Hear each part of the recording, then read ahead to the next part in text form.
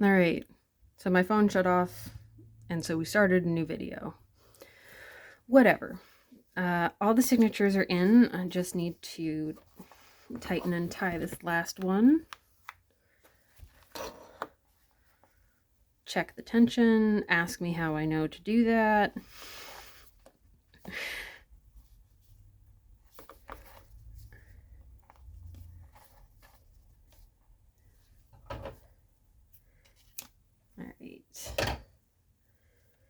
All right, and then we can take all these clips out.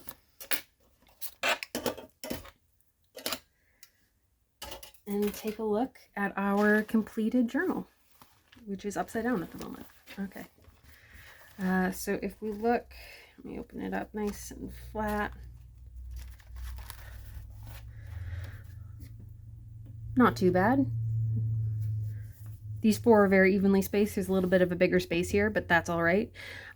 It also means that when I'm adding things to this journal in the future, because I know I have a larger space there, here, this would be a great place to add tip-ins and things like that, because I know I'll have more space in these. Okay, so we've got the corduroy, which you pet up, not down, pet up on this journal. This is what the spine looks like. So we've got plenty of room to grow. I'm not putting a closure on this. You can put a tie or something like that. That would have been easier to do to add to the cover, which, by the way, the cover is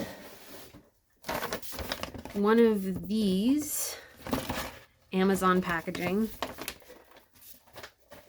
sandwiched between two pieces of fabric, and I did glue down the fabric before I sewed,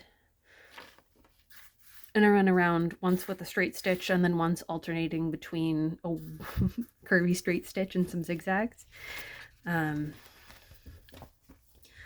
As this gets used, as it gets broken in, it will stay closed on its own. I'll probably leave it overnight with a book on it so that it can start to find its shape.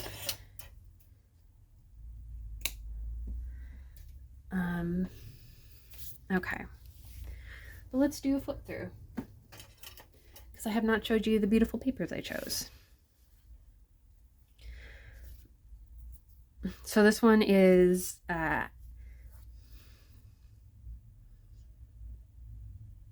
like a half sheet of 8.5 by 11 paper. That is the size of the signatures. That's easy. You can see here some of the labeling coming through. I'll probably just leave it, but could always add some paint or pockets, things like that, to cover it up. I'm not so bothered with you knowing what it is and where it came from. I leave the edge live on this.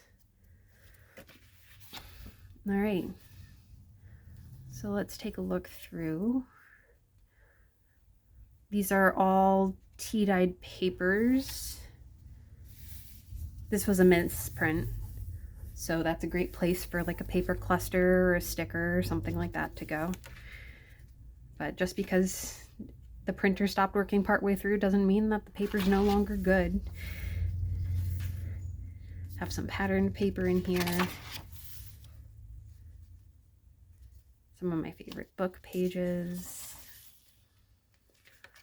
I had coffee dyed paper with calendar blocks on them, and they transferred that ink to the pages that were above and below, which I think is kind of cool.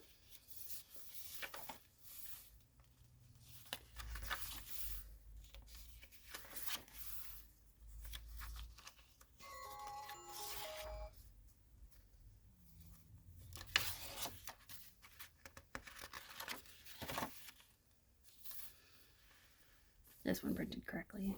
Cute little botanical. Shine bright like the moon.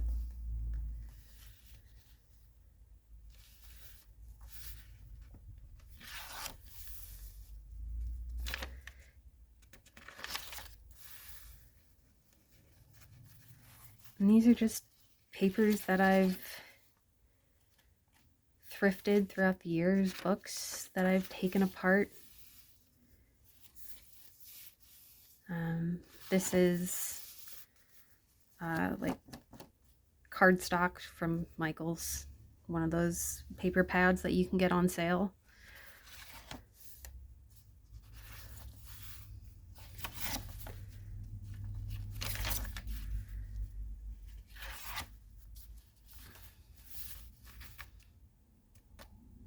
It's project planning paper,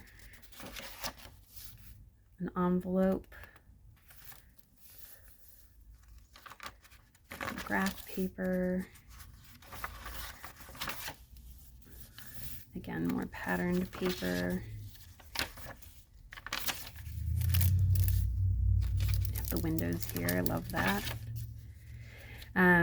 And then this paper I use, so I do have two different types of printer paper. I have like the cheapest printer paper you can buy, which is what I use for general printing.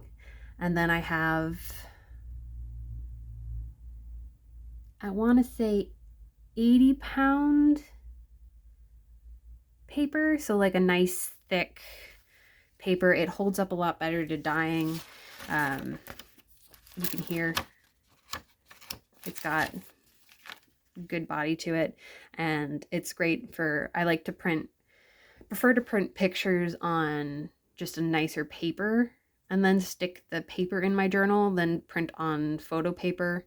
I think it keeps things a little less bulky, saves a little ink, still looks good enough. If I want to see the original pictures, that's why I have a phone.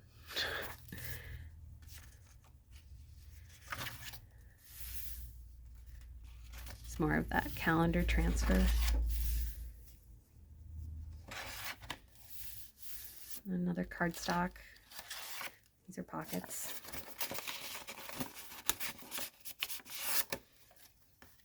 To be filled with goodies at future.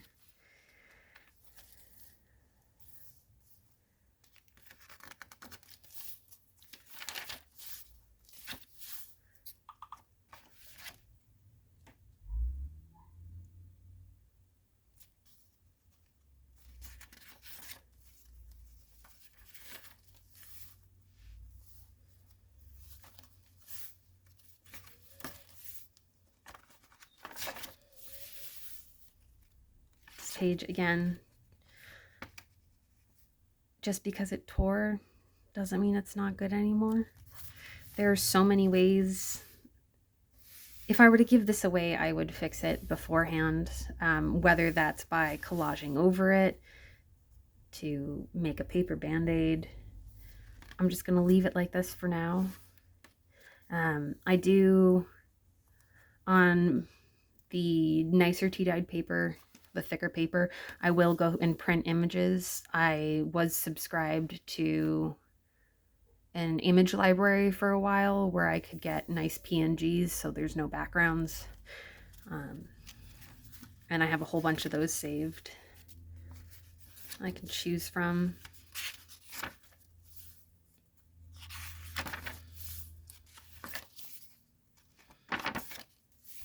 It's the other side of that print.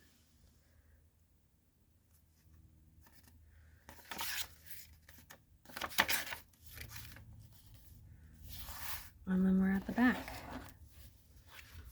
So there we go. Comes together in a day. And I'll show you. This is the next one on my to-do to bind. So this morning, while I was eating breakfast, I went through my stack of papers. I keep a bin full of papers that are ready. And I made the signatures for both of these journals. And then I came out here to my office and created covers that would fit. I do tend to like make the covers first and then make pages that fit. But either way works. Either way is fine.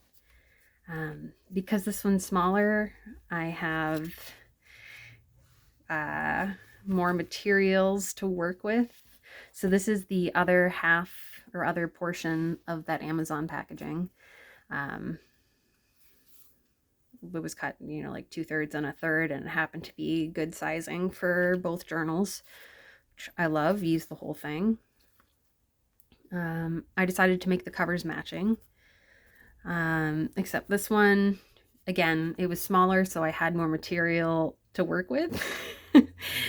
So I folded over the edges and sewed. So I have a zigzag around the inside and a straight stitch around the outside, and I attached a piece of waist tape, just tied a knot in it. So these will similarly get bound in, where I will do the first and the last, decide how big I want this flap to be, and then again middle, and then the other two middles.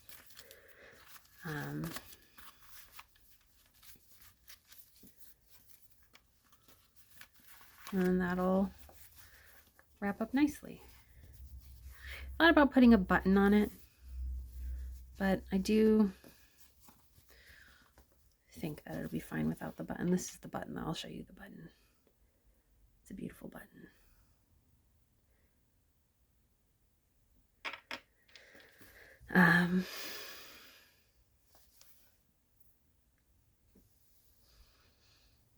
Thanks for coming along with me today.